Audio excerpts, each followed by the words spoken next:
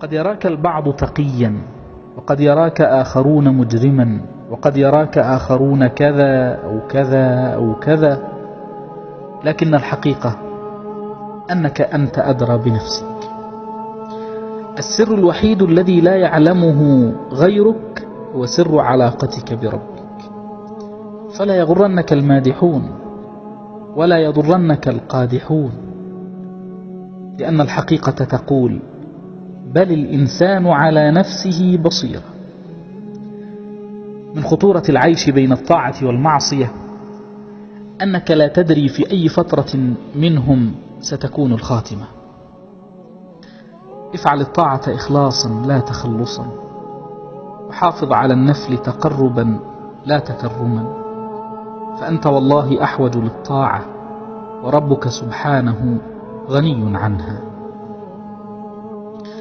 لا تجعل همك هو حب الناس، فالناس قلوبهم متقلبة، قد تحبك اليوم وتكرهك غدا، وليكن همك كيف يحبك رب الناس، فإنه إن أحبك جعل أفئدة الناس تحبك. والحرام يبقى حراما حتى ولو كان الجميع يفعله. لا تتنازل عن مبادئك ودعك منهم، فسوف تحاسب وحدك. لذا استقم كما أمرت لا كما رغبت. اجعل لنفسك خبيئة وسريرة لا يعلمها إلا الله، فكما أن ذنوب الخلوات مهلكات، فكذلك حسنات الخلوات منجيات. لقد رضي الله عن المؤمنين إذ يبايعونك تحت الشجرة.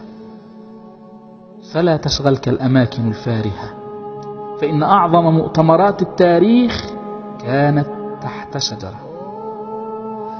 اللهم إني فوضت أمري إليك.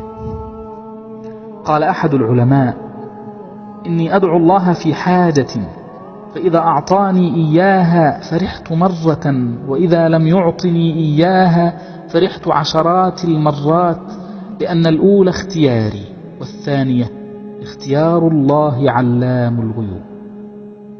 جميلة هي الثقة برب العباد، والله يعلم وأنتم لا تعلمون. تلك إجابة شافية لقولنا: لماذا يحدث ذلك لي؟ لأن الله يعلم ونحن لا نعلم. خروج بعض الناس من حياتك أو دخولهم إليها رحمة من ربك، رحمة لا ندركها إلا مع الوقت. الأعوام تغير الكثير، إنها تبدل تضاريس الجبال، فكيف لا تبدل شخصيات البشر؟ لو علمنا كيف نغرق في الأجر بعد المحن لما تمنينا سرعة الفرج. لم يأخذ منا إلا ليعطينا، فاستقبلوا الأقدار بقولنا وقولكم الحمد لله. كان السلف الصالح يتواصون بثلاث كلمات لو وزنت بالذهب لرجحت به. الأولى: من أصلح ما بينه وبين الله أصلح الله ما بينه وبين الناس. والثانية: من أصلح سريرته أصلح الله علانيته.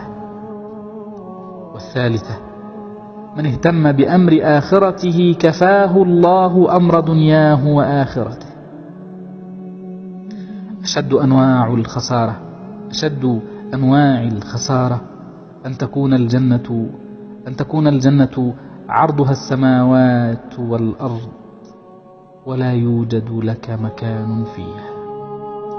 اغتنم الحياة فهي زادك.